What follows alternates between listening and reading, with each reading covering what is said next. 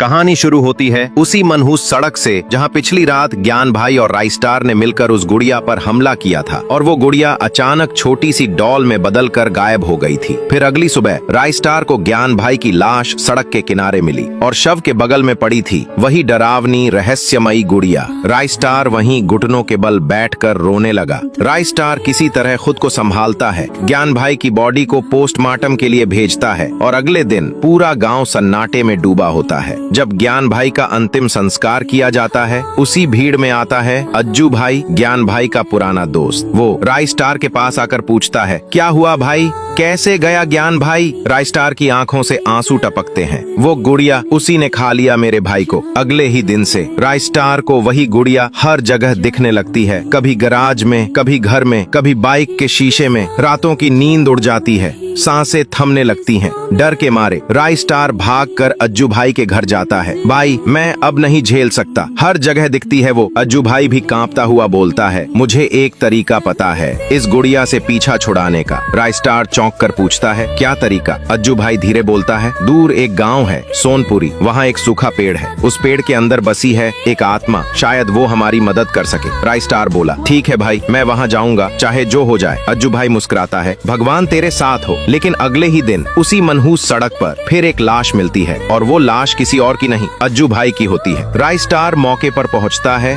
आंखें नम। जिससे भी मैं बात करता हूँ वो मर जाता है, उसकी आत्मा बिखर जाती है। उसी रात गांव में हर गली, हर दरवाजे, हर खिड़की पर वही गुड़िया दिखने लगती है। राइस्टार अपनी खिड़की से सुनता है फिर वही डरावना गाना।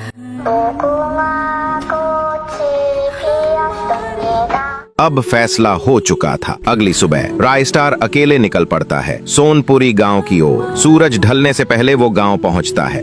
रात होते ही वो उस सूखे पेड़ के पास जाता है, चारों तरफ दिए जलाता है और आंखें बंद कर प्रार्थना करता है, ओ आत्मा मेरी मदद करो, मैं उम्मीद लेकर आया हूँ। तभी पेड़ हिलने लगता है और उसमें से एक सूखा लकड़ा जलता हुआ इंसान बन जाता है। वो आत्मा बोलती है, मेरे पास सिर्फ एक रात है, अगर कुछ करना है तो अभी कर, वरना बहुत देर हो जाएगी। उसी रात सूखा लकड़ा और राइस्टार निकल जाते हैं उस मनहूस सड़क की ओर। कुछ देर बाद दोनों उस सड़क पर पहुंच जाते हैं। राइस्टार बाइक को किनारे लगाता है और दोनों पैदल चल पड़ते हैं। कुछ दूर जाने पर उन्हें दिखाई देता है वही धुआं। राइस्टार एक पेड़ के पीछे छिप जाता है और सूखा लकड़ा उस धुएं के सामने जाकर खड़ा हो जाता है। तभी धुएं से वही डरावना गाना बजने लगता है। सूखा लकड़ा उस धुएं के अंदर चला जाता है और कुछ देर बाद वो गाना बजना बंद हो जाता है। राइस्टार उठकर धुएं के अंदर जाता है और जब धुआं हटता है तो वहां होती है गुड़िया की लाश।